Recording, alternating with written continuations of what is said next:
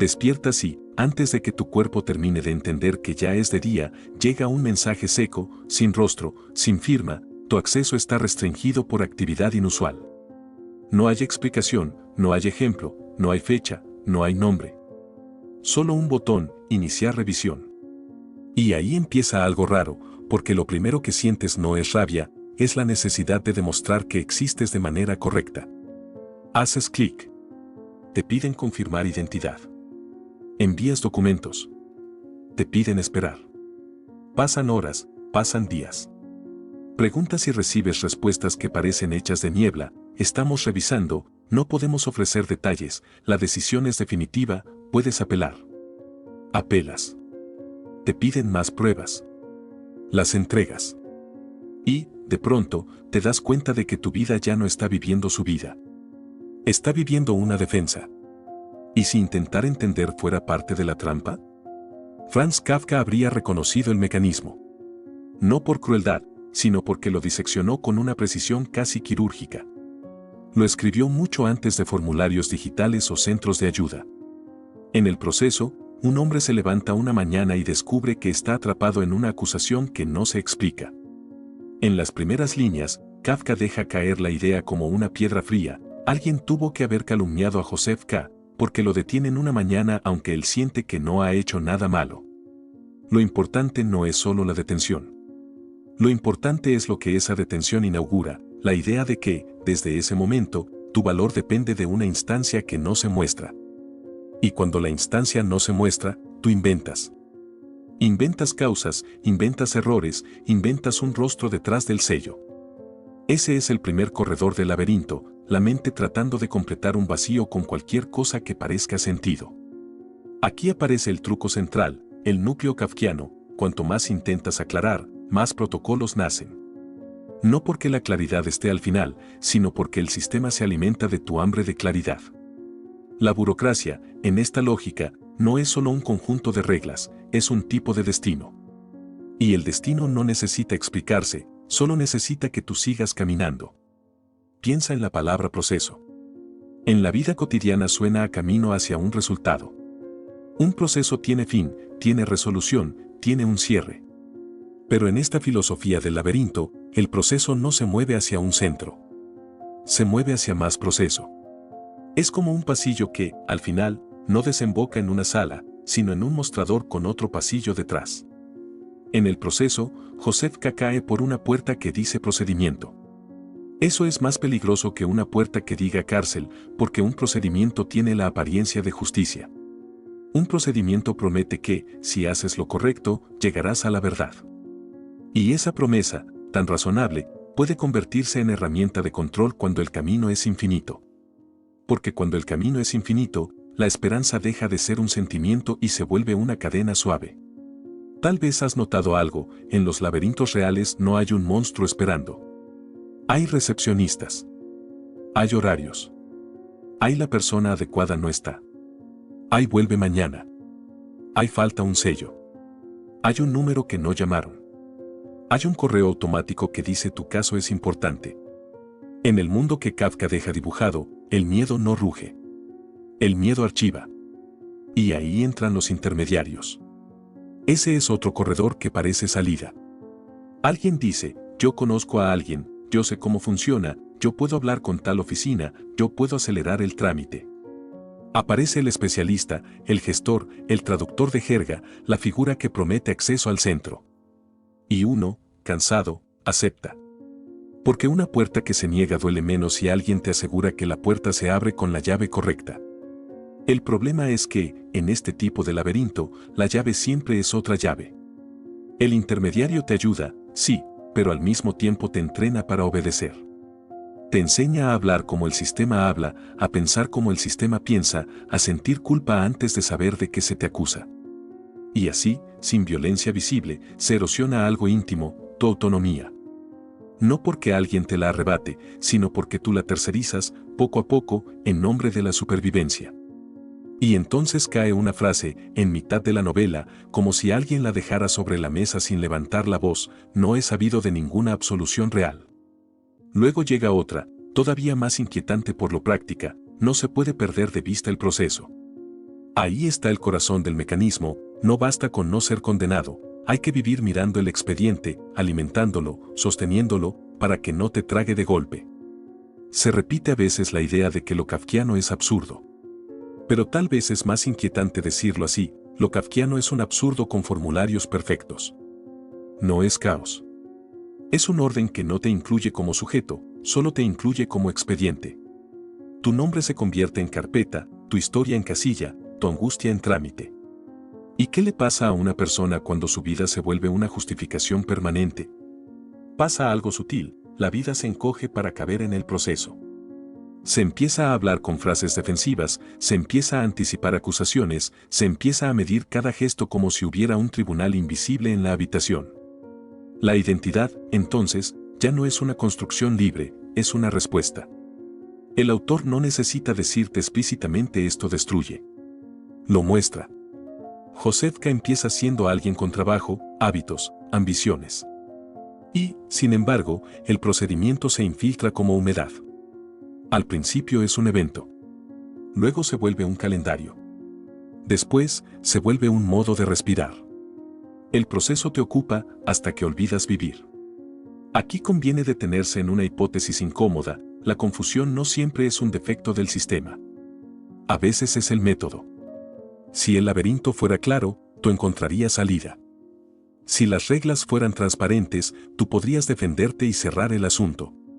Pero si las reglas cambian, si las razones no se declaran, si la autoridad se esconde detrás de puertas y cargos, entonces tu energía se gasta en perseguir sombras. Y una persona cansada obedece más. En este mundo, la verdad no siempre es la moneda. A veces la moneda es la necesidad. Lo que funciona dentro del orden pesa más que lo que es cierto. Y cuando esa lógica se instala, tú puedes sentir que discutir se vuelve inútil. Porque discutir pertenece al mundo de la verdad. Pero el laberinto pertenece al mundo de lo necesario. Ahora, trae esto a lo cotidiano. Piensa en una oficina donde nadie te explica el criterio, solo te dicen que así se hace. Piensa en un entorno de trabajo donde las expectativas cambian sin aviso y tú vives intentando adivinar qué significa ser profesional. Piensa en una institución donde cada ventanilla te manda a otra y tu caso no es un drama humano, es un número de protocolo. No hace falta que alguien te grite. Basta con que nadie te explique. Y aquí aparece la circularidad. La circularidad kafkiana no es dar vueltas por ingenuidad, es dar vueltas porque el sistema está diseñado para que la vuelta parezca razonable. Te dicen, para saber por qué te acusaron, necesitas el documento.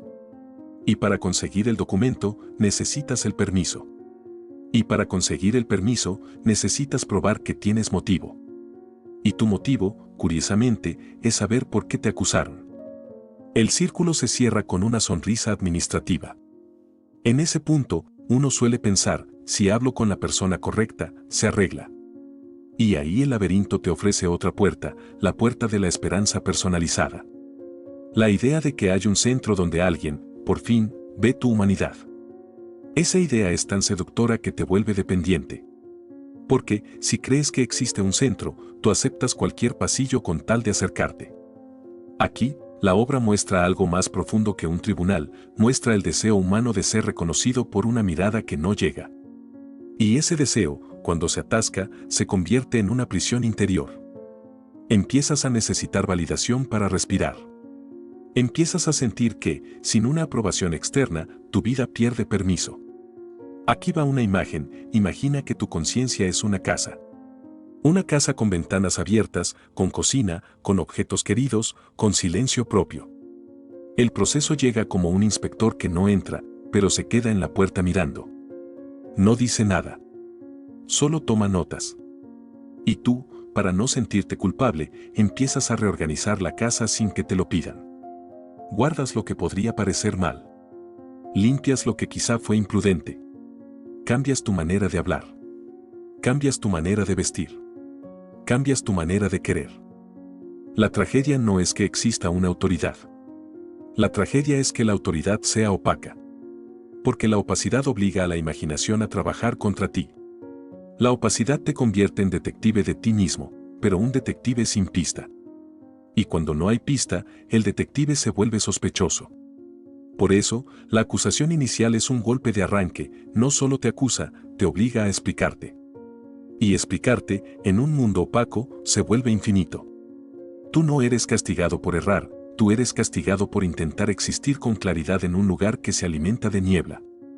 A esta altura, quizás surge una pregunta, entonces, ¿qué se hace? Si el laberinto no entrega verdad, si el proceso se reproduce, si los intermediarios prometen pero no abren el centro, ¿cómo no caer en desesperación? Aquí viene una distinción que cambia el aire. Una cosa es defenderte. Otra cosa es existir. Defenderte es responder a una acusación, real o imaginada. Existir es sostener una vida que no depende de una audiencia invisible. El laberinto quiere que confundas las dos, porque si tú crees que existir es defenderte, tú te quedas. Tú colaboras. Tú vives para el expediente. Recuperar lucidez no significa ganar el caso en un sistema sin rostro. Recuperar lucidez significa separar, dentro de ti, la parte que necesita justicia de la parte que necesita vida. Porque hay un punto en que buscar claridad externa se vuelve una forma de autoabandono. Y eso duele decirlo, porque suena a renuncia. Pero no es renuncia. Es una elección de prioridad. Tu centro no puede estar en una puerta que nunca promete abrirse. Piensa en una situación concreta, pequeña. Recibes un correo ambiguo en el trabajo, tenemos que hablar. Y tu mente, entrenada por 1000 opacidades, empieza a fabricar escenarios. Empieza a ensayar defensas. Empieza a buscar testigos, pruebas, frases correctas. Y, mientras tanto, tu cuerpo ya está en juicio. ¿Te das cuenta? El proceso puede ocurrir sin tribunal. Ocurre como un teatro interior donde la acusación siempre tiene el papel principal. El gesto de lucidez es humilde, reconocer cuando el teatro empieza. Y, en ese instante, hacer una pregunta que esta literatura parece susurrar desde el margen: ¿quién se beneficia de que yo viva así? Si nadie te dice la regla, ¿por qué tú te castigas como si la supieras? No se trata de volverse indiferente. Se trata de volverse preciso. Hay luchas que merecen energía y hay laberintos que merecen límites. Porque un laberinto, cuando no tiene centro, puede devorarte por desgaste, no por golpe. Aquí los intermediarios reaparecen, pero con otro rostro. Hay intermediarios externos, como abogados, consultores, gestores. Y hay intermediarios internos, la voz que traduce tu vida al idioma del miedo. La voz que dice siempre te falta algo, aún no es suficiente, falta una prueba más. Esa voz puede ser tan burocrática como cualquier oficina. Y, si no la ves, terminas viviendo con un funcionario dentro. En ese punto, la lectura se vuelve más que literatura. Se vuelve espejo. Porque el proceso no solo describe una institución, describe un patrón humano, la búsqueda desesperada de una legitimidad que, por diseño, siempre se pospone. Posponer es una técnica poderosa. Si te dan un no claro, tú puedes llorar y seguir. Si te dan un sí claro, tú puedes descansar. Pero si te dan un todavía, tú quedas suspendido. Y una vida suspendida es fácil de dirigir. El todavía te mantiene mirando la puerta, no mirando tu propio suelo. Tal vez por eso el mundo kafkiano está lleno de puertas. Puertas que se abren a medias. Puertas que exigen un permiso. Puertas con guardias que no gritan, solo esperan. Puertas que parecen decir: no es que no puedas, es que aún no es tu turno. Y mientras esperas tu turno, entregas tu tiempo, tu atención, tu paz.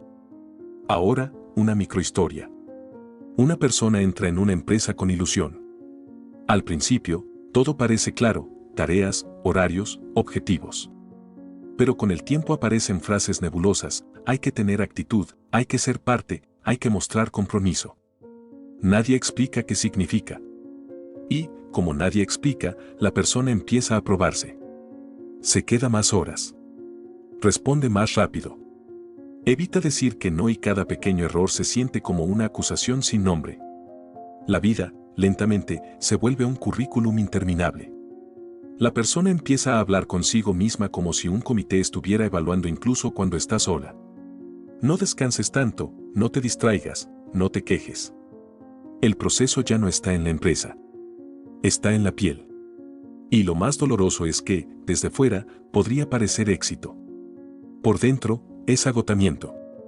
Es vivir como si tu derecho a existir tuviera que renovarse cada semana. Cuando Franz Kafka escribió sobre un acusado que no sabe de qué se le acusa, no estaba inventando un truco literario solo. Estaba tocando una herida antigua, la herida de querer pertenecer a un orden y sentir que el orden no te ve. Por eso la novela sigue viva. Porque el laberinto cambia de forma, pero no cambia de lógica.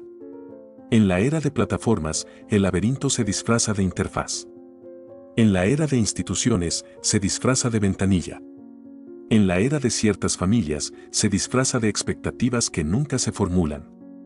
Y en la era de tu propia mente, se disfraza de perfeccionismo. Son máscaras distintas para el mismo mecanismo, prometer salida a cambio de obediencia continua. Y aquí llega una reflexión que puede doler, pero también liberar. La vida no debería ser una carta de apelación. Tu existencia no es un documento que pide aprobación. Cuando tú conviertes cada día en una defensa, tú entregas el timón a una autoridad que no tiene que mostrarse.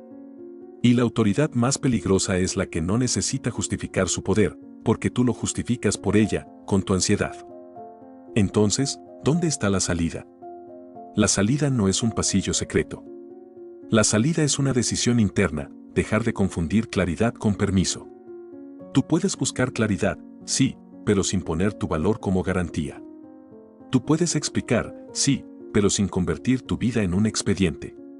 Tú puedes pedir justicia, sí, pero sin hipotecar tu respiración a una respuesta que quizá nunca llega.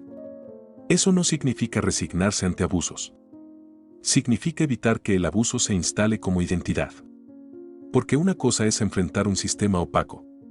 Otra cosa es convertirse en una persona opaca para sí misma. Piensa en la pregunta que queda flotando desde el inicio: ¿qué pasa contigo cuando tu vida se vuelve una justificación? Pasa que tu mirada se estrecha. Pasa que el mundo se reduce a evaluaciones. Pasa que el placer se siente sospechoso. Pasa que el descanso se siente culpable. Pasa que la espontaneidad parece un riesgo. Y, sin darte cuenta, terminas viviendo como si la felicidad necesitara autorización. La enseñanza más útil podría ser esta: el laberinto se alimenta de tu dependencia, no de tu culpa. La culpa es un combustible, sí, pero la dependencia es el motor. Cuando tú necesitas que una instancia te diga quién eres, tú obedeces. Cuando tú puedes sostener quién eres aunque la instancia no hable, algo se rompe en el mecanismo. Por eso el proceso inquieta tanto. Porque no termina con una gran revelación de verdad. Termina mostrando que el procedimiento puede seguir incluso cuando el acusado está exhausto. Y esa imagen es un espejo para nuestra época. No necesitas un verdugo visible cuando tienes un calendario lleno de defensas invisibles. Si hoy te sientes dentro de un pasillo interminable, quizá no sea el momento de correr hacia la próxima puerta. Quizá sea el momento de mirar tu mano y preguntarte qué estás entregando cada vez que tocas la campanilla. Tiempo, atención, autoestima, calma. ¿Cuánto de tu vida está siendo usado para probar algo que nunca se define? Y si en este instante aparece un miedo, como una sombra en el techo, prueba algo simple: nómbralo sin tribunal. Di, por dentro, con calma: esto es el proceso intentando ocupar mi día. Y luego añade una frase que suena pequeña, pero es inmensa: yo no soy mi defensa. Al final, el laberinto más sofisticado no es el que te encierra con muros altos. Es el que te ofrece puertas infinitas para que tú nunca te detengas. Y quizá la salida sea esto, tan sencillo que asusta: detenerte, respirar y recordar que no viniste al mundo para ganar un procedimiento, sino para vivir una vida que no necesita permiso para ser verdadera.